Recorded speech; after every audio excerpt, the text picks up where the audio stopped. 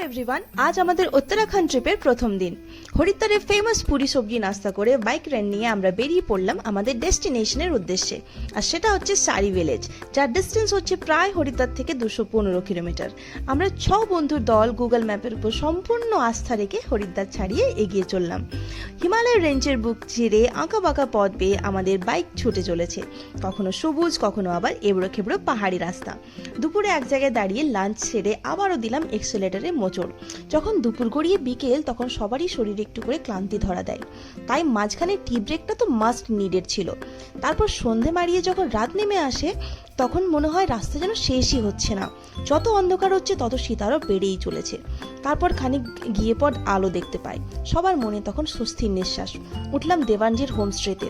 হাড় কাঁপুনি ঠান্ডায় এই আগুনে হাত সেঁকে একটু প্রাণ ফিরে পাই আমরা। তারপর ডিনার সেরে সোজা ঘুম, কারণ কালকের দিনটা তো লম্বা হতে চলেছে।